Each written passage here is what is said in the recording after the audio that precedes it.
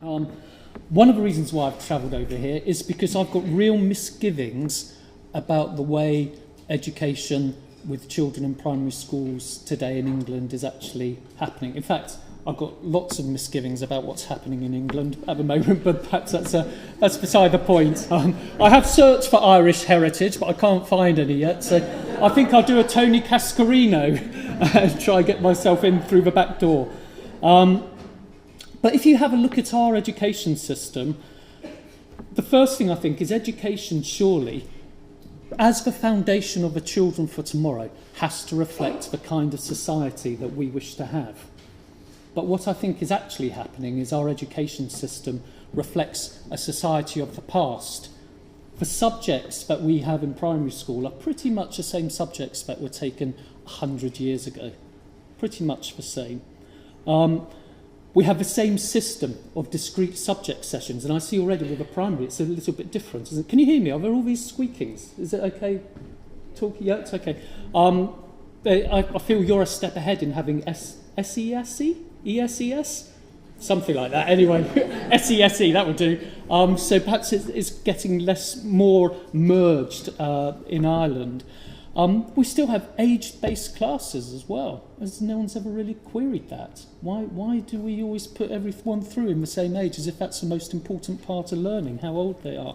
But I think what's most something that we most need to challenge, perhaps, is we still seem to be an education system which is a conveyor belt type system to moving children towards some form of academic status. And those that do not naturally follow that path are just let to slip off from one side or another.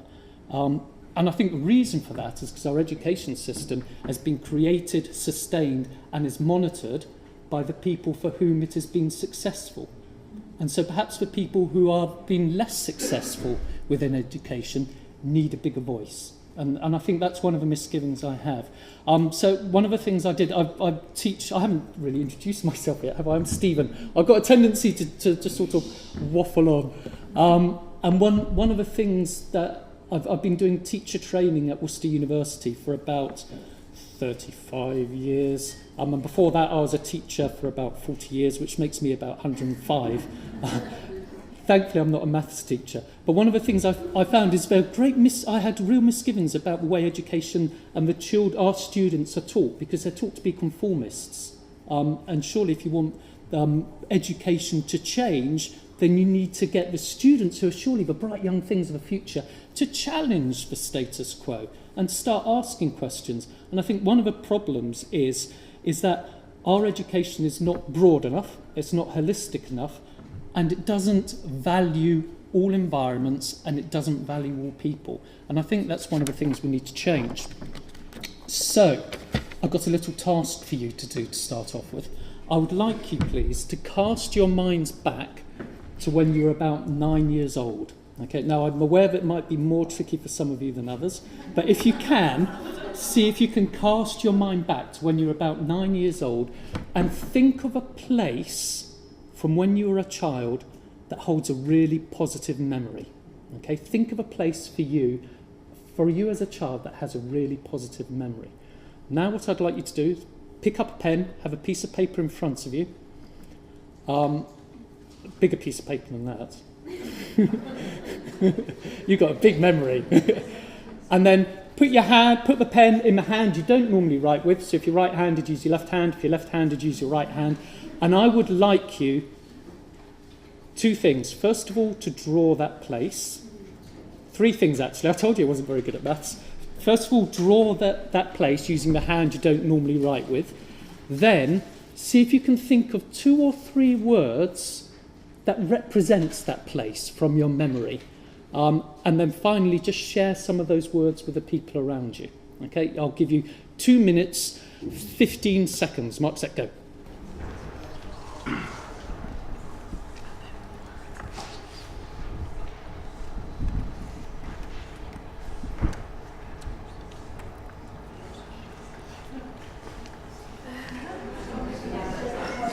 Right, are we ready now? All I would like from you, please, is just from a few of the tables, is just 2 or 3 other words. So which table would like to go first, or shall I pick on one? David, I was chatting to you last night. Your table can start. Explore. Yeah. Adventure, which you had, I think. Yeah. Find. What was the second one? Find. Sorry, Find. third one. Yeah, looking for things. Brilliant, thank you. A table over here, this table. Imagination. Freedom. Interactive. Interaction. Yeah. Any more? Magic. Magic. Fun. Fun. Right, we'll stop there, otherwise I'll be writing forever. But just have a look at those words for a moment. Wouldn't it be great to have a classroom like that? Don't you think? To have a classroom that was full of stories and imagination, that was stuffed full of adventure and exploration, and was fun, and yet there's still the family connection, the safety, the security of the family, where there's freedom to be able to do things. Wouldn't that be an amazing classroom? Now we can see that this has worked because you had to cast your memories back a long time for this. So this is really connects directly to learning. These words connect directly to good learning. Good learning is based in stories. Good learning is based in accepting magic. Now I'd like you to do one more thing for me. Can you put your hand up, please, if the place you drew was placed outdoors? Now have a look around. Doesn't that say something really powerful about the importance of taking children outdoors and learning outdoors? So that's what I want to be looking at. However, we've got a problem, and the problem is this.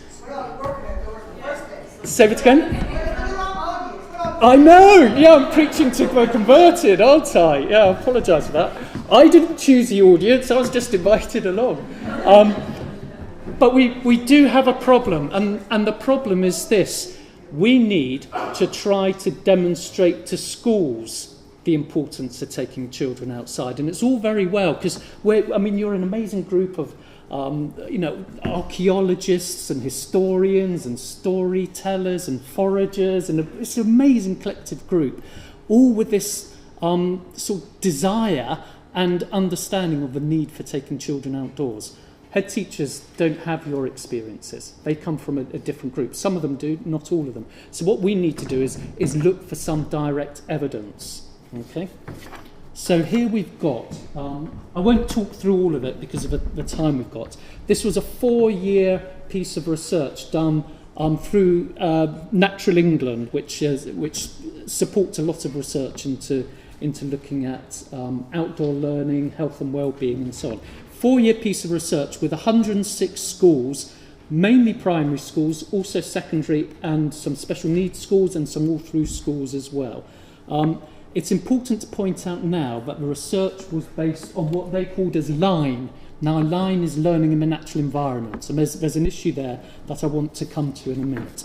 Now, of this research, I've just picked out a few of the summary statistics, and I won't talk about them all, but you can see these are what the teachers themselves believe to be the impact of taking the children outside to learn in natural environments, improve their own teaching practice, improve the teacher's own health and well-being. And I don't know if Ireland is the same, I suspect it might be similar. There's a lot of stress within the teaching profession. A lot of really good teachers are leaving because of quality of life and the impact that too much administration in some places on it. 69% argue that it helps them with their professional development. And importantly, down at the bottom here, 57% of schools say there is a direct improvement in attainment as a result of taking children outside. Now, if we look at the children themselves, these are what the children all thought. Connection to nature, 94%. I don't know why that's not 100% actually. If you're taking them outdoors, you'd thought they'd be better connected. But you can see right from the start, they have thought carefully about what's important, about being outside and learning outside. They enjoy the lessons. We put fun there, didn't we? There's quite a lot about enjoyment of lessons, 95%. Of course, children are going to learn more if they enjoy them, aren't they? If children enjoy the lesson, they're going to be better motivated, aren't they? Their behaviour, they themselves said, they behave better in schools, which is sometimes an argument that head teachers use not to take children outside as well. But we've got an issue. How come where there's this this really quite strong, powerful evidence that taking children outside is a good thing in a holistic sense, that in England and Wales, I don't know how similar it is to Ireland, only 8% of pupils have regular learning outdoors. 8%.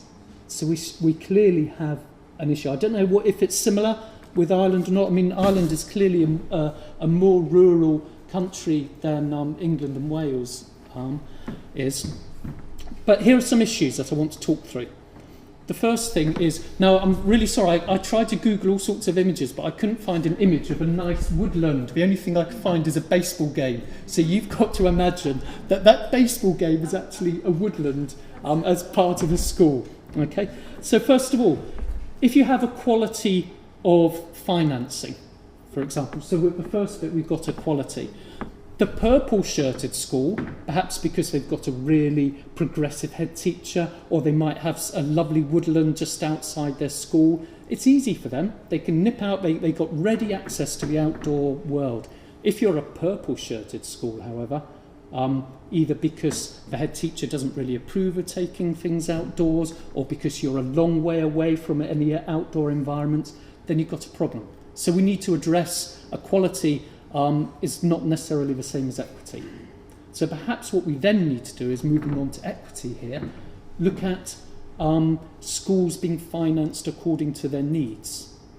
So that the schools which do not have the access to the outdoor world, the schools where the teachers do not have the training that some have had in things like forest schools, are actually given subsidies and support financially to be able to provide for that.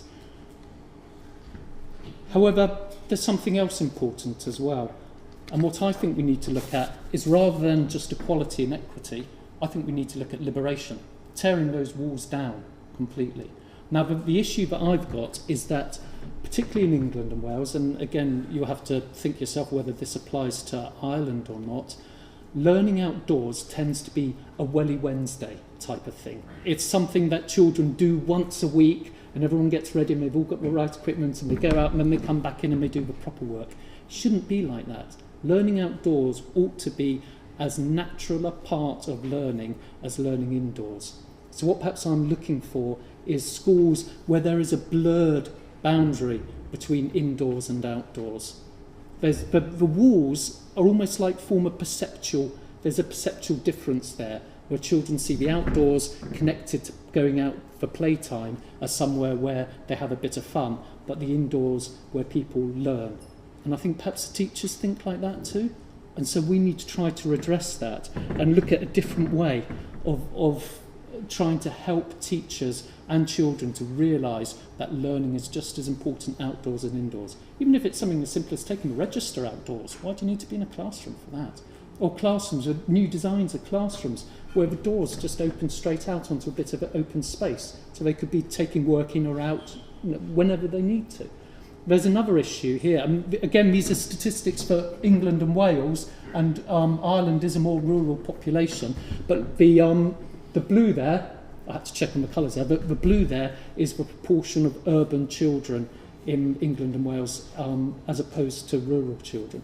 Now, I'm not saying that urban children do not have access to outdoor spaces, because lots of urban areas have superb outdoor spaces. But if we're looking at equity and provision, perhaps we need to look not just at learning in the natural environment, but learning in outdoor environments.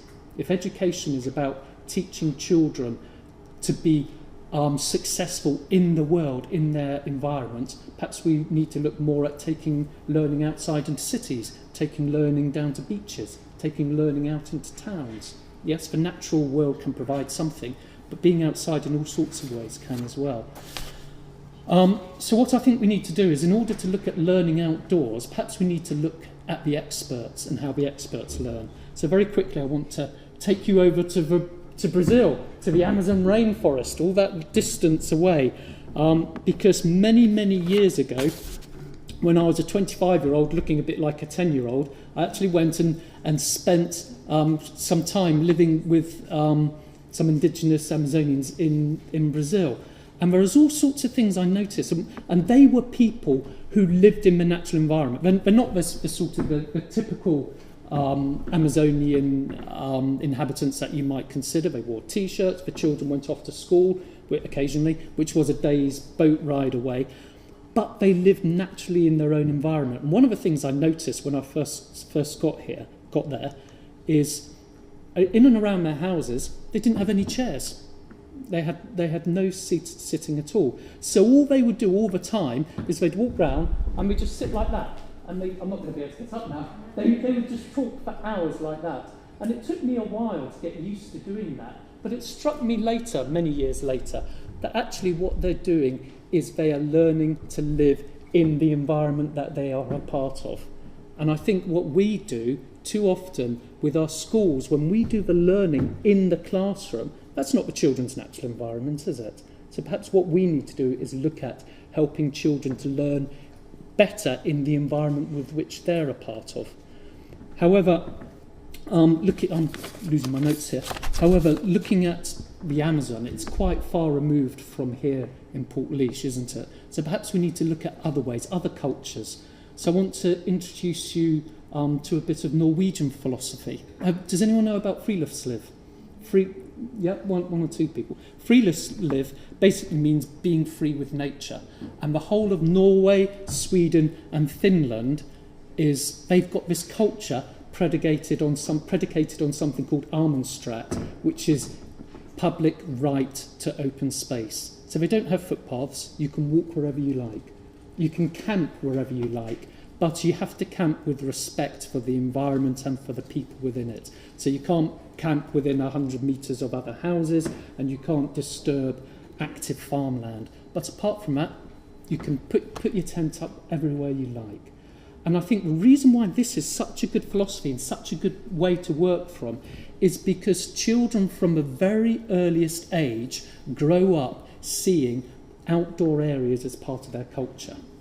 They are part of it. With families, with young people, students, they head off at the weekends, families go off together. It's not necessarily a big adventurous thing, though it can be. It's just as simple as, at the end of the day, you get home from work, all the whole family together, rather than watching children, we'll just go out and have a walk outside. And it's part of this open access to free land. And I think the reason why it's so good is because children learn a culture, they develop this culture of connection to the land, and connection to the land breeds respect for it, and respect for the land breeds care for it. And they want to continue this. They fight strongly to hold this as a right that they have. I don't think our children see that they have many rights to the land. It tends to be, they can go on this footpath, but they can't go on that farmer's field, or they can't go here, or they can't go there. There's something else I think which is quite interesting, is this is the biggest cultural activity in Scandinavia. It's bigger than football, bigger than all sports and activities. This is the biggest cultural activity because it's seen as a really important thing. If we look at our way of using the outdoors, I've got nothing particularly against this, but our children often look at the outdoors in terms of adventurous activities. So they go sort of rock climbing, or they go to these outdoor activity centres and they challenge themselves. Do you have Go Ape, where there's all sorts of ropes and swings and you've got to pile across? Which is great because they're working with nature. But there are two issues with that. First of all, the whole emphasis is on your own personal challenge. And secondly, it's challenging the environment, it's challenged to overcome the environment, not to be connected to it. So I really think that it's important to push on with some of these things, the magic, the awe and wonder of just being in the open and natural environment. Now, let's quickly head over to Japan. Okay, now, Japan is a very technological country, highly technological country. So it's quite interesting that they still have deep connections to their outdoor space. Hoodoo is the term for the relationship between the community or the people and the environment. And right from the start, there's very strong connections between people and the environment. And it's seen in three ways: man-made landscapes, cultural landscapes, and spiritual landscapes. Now, Man-made landscapes, you're all probably aware of those beautiful gardens that they create, those sort of minimalist spiritual gardens with swirls and rocks, really artistic, beautiful gardens. Then you've got cultural landscapes formed by things like farming, and you can probably imagine those paddy fields rising up, and they sort of weave into the sides of mountains and almost form part of the mountains and create a slightly different landscape, which I suppose many of our farming landscapes, to a certain extent today, here in Ireland, you could argue, yes, that's a cultural landscape. And then spiritual landscapes. And by spiritual, it means they have deep connections to the stories that have developed over time because of their natural areas. Now, the reason why I think this is really important is because all the time there is a connection between the people and the place. There is a real connection between the people and their own natural environment. Yes, they alter it, they change it, they make sense of it, but it is based on respect. And perhaps we don't do that quite so much because we're a bit separate, or children certainly. If you're inside your classroom walls all the time, you're a bit separate from your natural space. Stories I'm particularly interested in. And you all know, how many of you are storytellers? I heard there are a few storytellers around here. Yeah, I mean, storytelling is just one of the most amazing things that you can do, work with children. And the landscape is just full of stories. Now, I'm not going to talk too much about stories now because you're the experts, not me. I'm looking forward to, there's someone doing a talk this afternoon about storytelling. I'm looking forward to, I'll be sitting there and learning from you. But one of the things I think struck me as quite interesting is the other day I was walking out round my local common, Link Common, Malvern Common, which is only a few minutes walk from my home, with my oldest son, who's at university. He's 23 now, he's at university.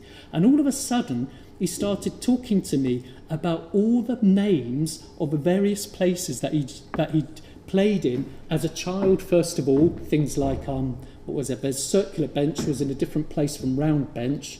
There was Ski Bob Hill, because of I'm not skiing, Sledge Bob Hill, because I used to go sledging down there, Dog Poo Alley, because of one place, Ollie's Den, and the names, he told me the names that they had, all these different places when they were children, and also then how they changed when they became teenagers and they escaped from home and went up to meet up with each other. But don't you think, if thinking about that now, what in giving my boys the freedom just to go out and play, they made their own natural connections to places. And now they created their own stories about those places, about the things they did. And that it's giving them an appropriation of that place. You know the difference between knowledge, understanding, and appropriation? Knowledge is something you learn in order to pass through an exam, but you probably forget it a few weeks later. Understanding is when you can apply it to other situations, so you can clearly demonstrate that you know what you're talking about.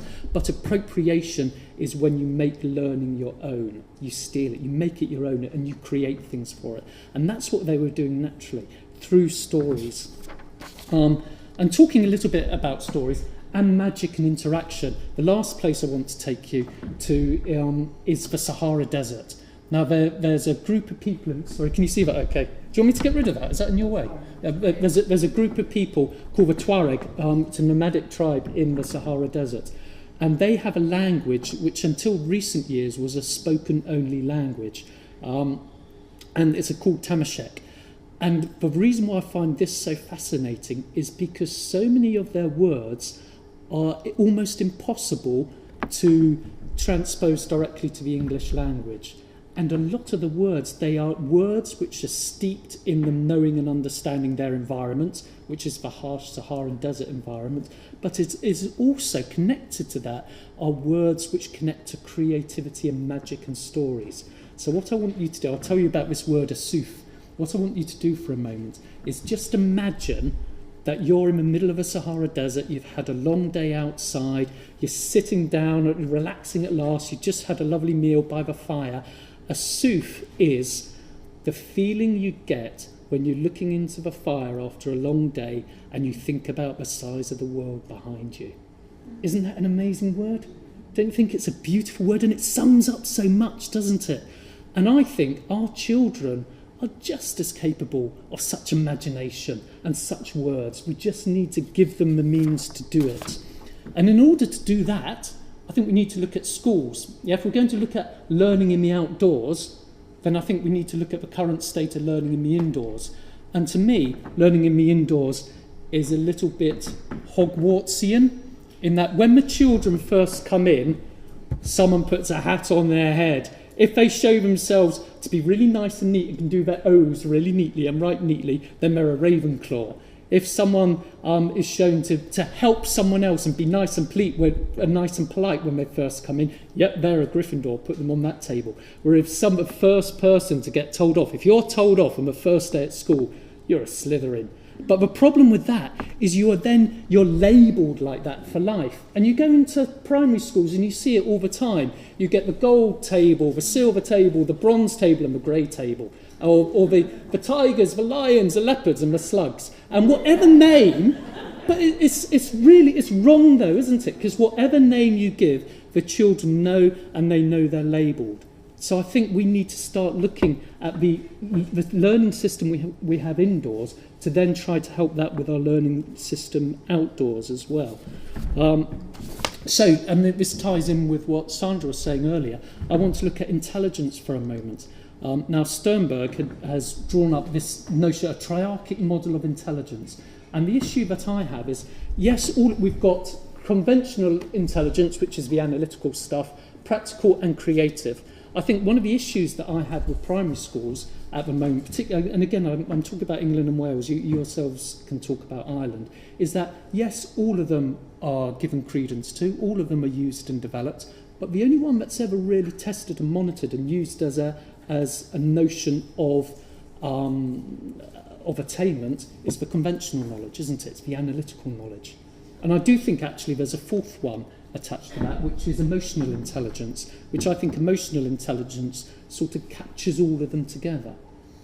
But if you think for a moment about the type of learning that takes place outdoors, I think it's more of a rounded type of learning, isn't it? It's a type of learning where conventional, creative and practical intelligences and emotional intelligence, the social interaction with people, are all seen on more of an even plane. And surely that's a good way to learn. Particularly as, if you think about it, intelligence is place-specific, isn't it? It's also subject-specific. For example, biologists, biological intelligence is based on the ability to adapt to the environment. Educationalists' intelligence is the ability to learn. Perhaps a philosopher's intelligence is the ability to reason. They're all based, there's different intelligences for different people. Intelligence is messy because it means different things for different people. And it also, with schools anyway, intelligence depends upon somebody else's ability to monitor what you can or can't do. So we need to look at different types of intelligence. And if you think that intelligence is something, if you're an effective learner in your environment, then you could argue, yeah, that's an intelligent person. So let's have a look at what makes an effective learner for a minute. Now, this comes from a work of Christine Pascal, who worked for the Centre for Research in Early Childhood. She's at Birmingham University now. She used to be at Worcester University. And her argument with young children was that an effective learner is someone who has a sense of themselves and a sense of their connection to places. And she argued that the three things that make up this notion of effective learner are social competence. So perhaps one of the first things we should be doing in our schools is looking to help, develop, sustain, and give a celebration of social competence. Secondly, developing a positive attitude and disposition to learn. And just think how often in schools, children start schools in early years full of life and excitement and a really positive disposition to learn, and it's slowly squeezed out of them by, funnily enough, doing what I'm just doing now, getting someone to talk to them all the time, day in, day out. And thirdly, emotional well-being. Now, don't you think those three things are the things that we really need to be looking at with our children and helping to support? And I'm not saying those can't be done indoors. They certainly can, but they can also be done outdoors. Some children learn better outdoors. Some children learn better indoors. We need more of a mix. That's the argument I'm saying. But then if we're going to have effective learners who are the pupils, perhaps we need to look at the work of teachers as well. So I'd like you to have a look at this picture for a moment by William Dyce. It's a picture of, that he painted of Pegwell Bay back in 1858.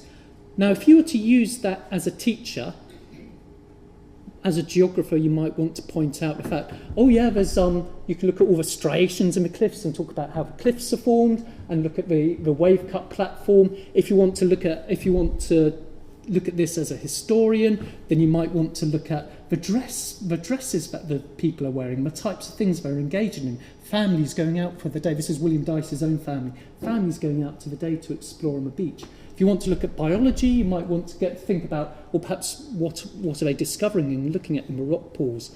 But all of those, to a certain extent, are quite surface things. Now, what I think we need to do is help teachers, and primary school teachers have to cover a huge range of subjects. So they need more support to develop knowledge. Because what you've also got with this William Dyce photo with this William Dyce painting is something far deeper. This was painted at the same time that Charles Darwin was facing immense controversy because of his new book, Evolution of Species. So to look for fossils on the beach was seen as almost anti-Christian, not a good thing to do. At the same time, Pegwell Bay is the bay where I've got to get my notes right, where St Augustine first landed in 597 to bring Christianity to England. And at the same time, it was painted where, can you see that comet right at the top? I had to add it in extra because it looked really faint, so that's a pseudo comet. But with a real painting, there's a comet, which is Donatelli's comet, which on the one hand could be seen as perhaps that sort of reminiscent of a Star of Bethlehem, or perhaps it could be seen as actually there's a lot more in the world, in space out there that we don't know. So on the one hand, there's a basic knowledge about it, but really it's a real philosophical debate about science and religion.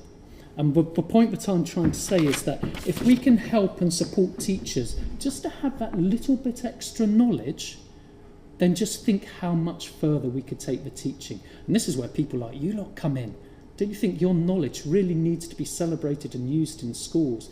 Knowledge of foraging, knowledge of the wealth of stories in the local area, knowledge of trees and plants, and I'll come back to that in a minute.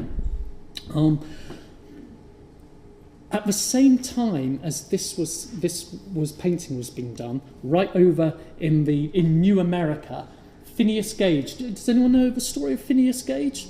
Phineas Gage was a railroad worker in the 1850s, and one of his jobs was to blow up the rocks so that new railroads could be set in the American Midwest. Part of doing this was to get a great big metal pole, dig a hole in the rock, tamp it down with gunpowder, push it down with this metal pole, stand back, set it off, and the whole thing would explode. But one day he was tamping it down, and it exploded, and the pole went straight through his head and out the other side. Sorry, I shouldn't be saying that just after lunch, but there you go. But despite having this huge metal bolt go straight through his head and out the other side, he managed to get on one of those sort of carriages, horse-drawn carriage, be pulled 12 miles into town, and he survived. But, and this is the important bit, his personality changed completely. He went from being a nice, happy person to being someone who was constantly angry. He then got into drinking, etc. And he lasted another 12 years, and then he died. But the reason why this is important is because he became a celebrity, the man who survived. Not only that, but people began to realise for the first time that different parts of the brain were responsible for different types of learning. So this heralds the introduction of neurological research. So what I'd like to do now is come right up to present day and have a look at some more recent neurological research. Because what we need, remember at the beginning I said there's all sorts of evidence from teachers know and say inside that they think that learning is important, learning outdoors is important. Children say the same, yeah, it's great, we can really learn outside, but where is the academic evidence? So this is a bit of neurological research. Now, Usha Goswami, she's a neurologist at Cambridge University, and as a result of this neurological research, she came up with 6 principles of learning. And it's all based on tapping people's heads with wires and checking all sorts of connections and so on. So the first one, learning is incremental and experience-based. That's quite obvious, really, isn't it? However, the thing that I want to say about this is improved knowledge about how brains learn should help educators in providing the best environments within which to learn. So this is why this is important to look at. And we know that, just think how much incremental learning can take place in outdoors, slowly building a den and working out the mathematics of it and the physics of it and the all of those details, the conversations that go on. I want to introduce you very briefly to the work of Chickmalentala. It took me a long time to be able to work out how to pronounce that name. Have you heard of flows of learning? He's got the philosophy of learning flow. And the learning flows basically is that children develop their own balance between skill and challenge, and they work within that. And if you get the balance right between skill and challenge, then they can learn and learn and learn and keep improving with their skills and then keep being able to take on greater challenge. But the issue with that is that it's a child-led type of way of learning, and that as soon as a teacher comes in and says, "Oh, hello, how are you getting on with that?" or "Have you tried doing this?" or "Have you tried doing that?" then they interrupt that flow of learning, and it's almost like they have to go straight back to the beginning. And I think that in learning in the outdoors, if you think of the types of learning that goes on in the outdoors, there are far greater opportunities for children to develop their own flow of learning than indoors within these confined walls as well. So that's what we need to look at with our outdoor pedagogies, is giving children the means to be able to learn for themselves. And I just want to give you a very short, very, very quick example. And I've got this, so this was a forest school that I was doing a few years ago, about 3 years ago now. And there's this one child here. Oh, I don't know, are you going to be able to keep these PowerPoints for afterwards to use? That's fine, you can have a PowerPoints, but although I've got permission to use the ones with all the children in it, I haven't got permission for others to use it. So don't use the children's photos because of all this GDPR malarkey stuff. So don't use the photos with the children, but by all means use everything else. This child is a child that wouldn't do anything for himself. All the time, every time he came in, his mum would take his coat off for him, his mum would hang his coat up, and he was totally dependent on everyone. He would always be the child who puts his hand up, "Please can I have this, please can I have that, please can I have a pencil," even though there's one just there, and so on and so forth. He came up to, he saw this branch of a tree that he wanted to reach and hang from. So he asked me for some help, so I said no. And I walked away and just watched him for a bit. And he looked around, didn't know what to do. Other children were running around everywhere, so he was completely on his own. He finally worked out to go over to the sitting circle and grab a log. He tried a few logs, most of them were too heavy for him. Tried to pick one up, they couldn't, so he started pushing it along with his feet to the place. Then he started trying to balance it up and stand up to reach that branch. You can see him, he must have fallen off about 10 times, and every time he looked round, and I sort of looked away as if I wasn't watching, because I know as soon as you catch eyes, that's it, you're in there, you're going to have to help. And then he finally worked out that if he had it upright, he kept falling over, but if he had it on its side, he could actually reach it. So he reached it, and this is the bit that I think is important. By this time, other children started coming along as well. And so he was really proud of what he did. So he started helping and teaching the other children what to do and ended up helping them to lift up. Now that to me is a little bit of flow of learning, isn't it? It's giving children the means to start to develop their own resilience, start to work in their own way, and the learning there, I would argue, is quite holistic. Yeah, you could then add a bit of maths and physics and everything else, but just think about the social learning and about the pride with what he achieved. So that's what I think we need to look for. And I'll just push through all those photos. Next one. Learning is multisensory. These are my own children, so you can do what you like with this photo if you like, they don't care. Although I have to say now, this one, Jonah, he's 21, and Oscar's 16, so it's quite an old photo. But I know we went on holiday and stayed in a caravan in Wales, and believe me, if you go on holiday to a caravan in Wales, it's going to rain every day. And we had loads of coloured pens, and the children filled up every piece of paper with the pens, coloured everything in, ran out of all the paper, so they started colouring themselves in.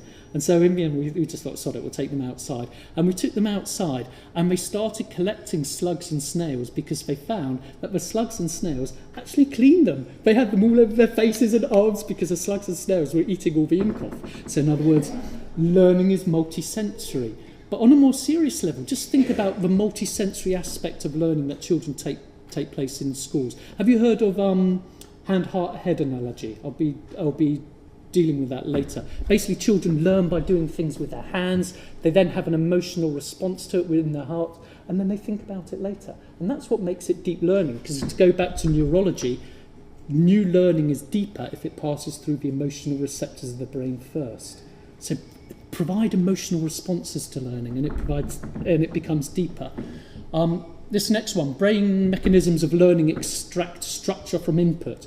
All that means basically is it doesn't take much for you as a teacher to help children to transfer the learning they did from one situation to another situation. And if you can do that, then the learning becomes better fixed. So, for example, the children up here are struggling with a problem with den building and fitting everything up and working together. They manage to create this den in the end.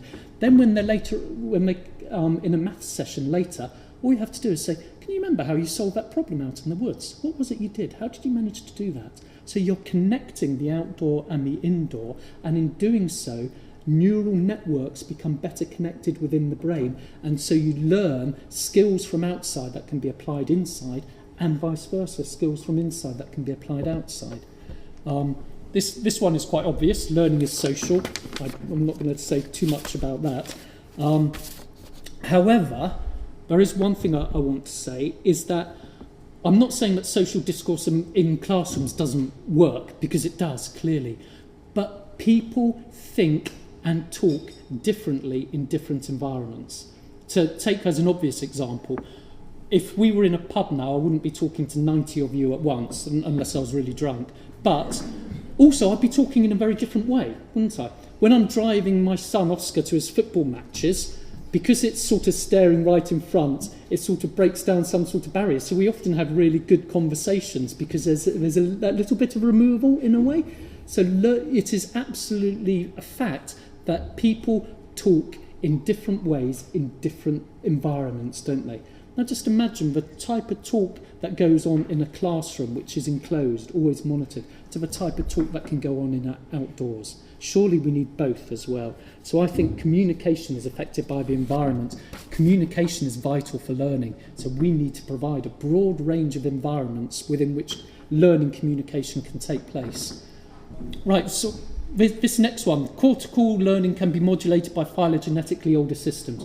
All that means is your brain is made up of all sorts of bits. And down the back of your brain, you've got a reptilian brain, which is one of the most ancient parts, and that's basically the fight or flight.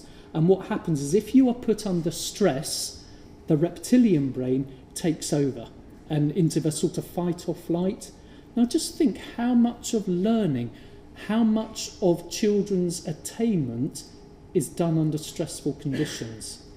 And if we're looking for health and well-being, surely what we want to be doing is monitoring and assessing learning in areas, in times when they don't feel stressed. We know lots of children feel stressed in classrooms. We know lots of children feel stressed when they're doing tests. Now, there's nothing, again, I don't think I've got anything particularly against putting children under gradually increasing stressful conditions, because I think it's important to learn resilience and it's important to learn management of stress and those things. But we need opportunities to monitor children in times when they're not stressful. And then the last principle is learning shows lifelong plasticity and compensation. What that basically means is none of us are ever too old to learn. Our brain, what tends to happen is as people get older, quite naturally, they get used and comfortable to living with the knowledge that they have, so their brain gets lazy. But whereas, all of you lot, if you haven't become a concert pianist yet, it's not too late, because learning shows lifelong plasticity and compensation. I want to finish this bit with a bit of a quiz for you. Now, I think we've got time to do this quiz properly. What you need, you can write it down if you want, or you can just answer it in your head. I've just got, it's a total of 40 images, 20 images and then another set of 20 images, and I just want you to see how many you can recognise, okay? Are you ready? So, here we go. Number one. Yeah, some are more easy than others. Number two. Number 3? Yeah.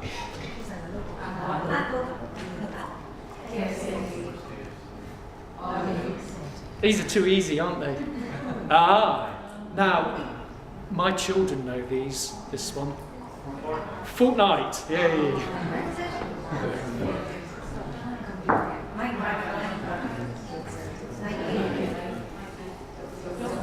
Yeah, well done. This is what I changed, just for you lots. It was First Great Western a few days ago.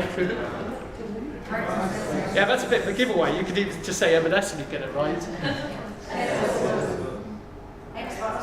Yeah, why isn't that a box shape? Why have they got Xbox as a sphere? It's always confused me.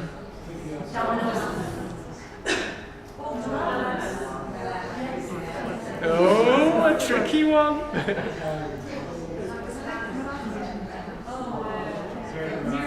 Yeah.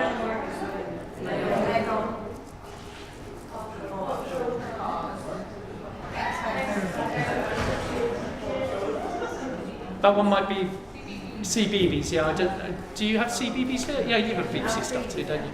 Now this is the other quiz, the second bit of a quiz, and I want you to see how easy. Remember, this is preaching to the converted here.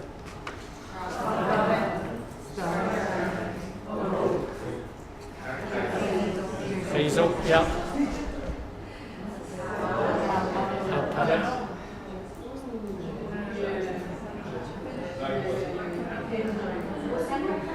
Woodpecker. Did someone say woodpecker? Hey, yeah. Beach. Actually, lime's broader, I think.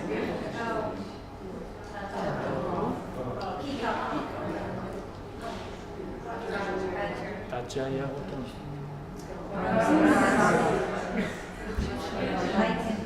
Yeah, it's a type of lichen called deer moss, but yeah.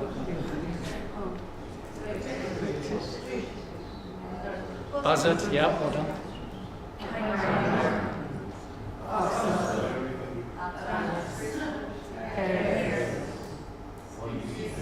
Geese.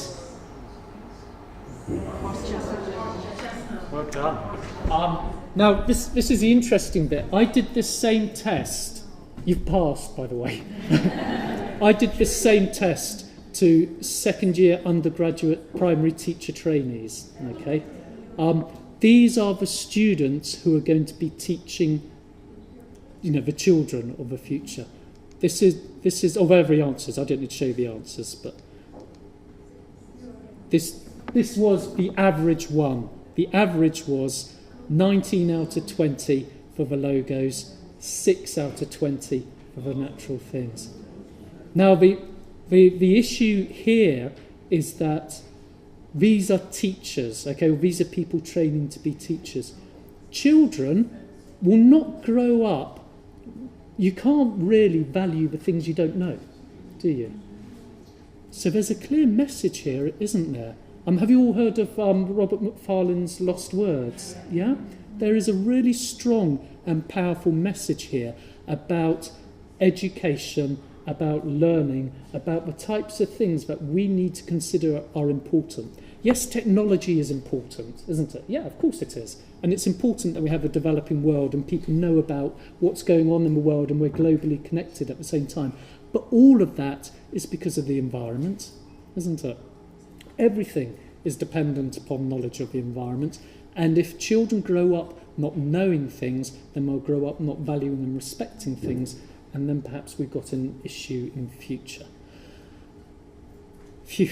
Do you want a quick 5 minutes break? And then we'll come back and do the second bit. Thank you.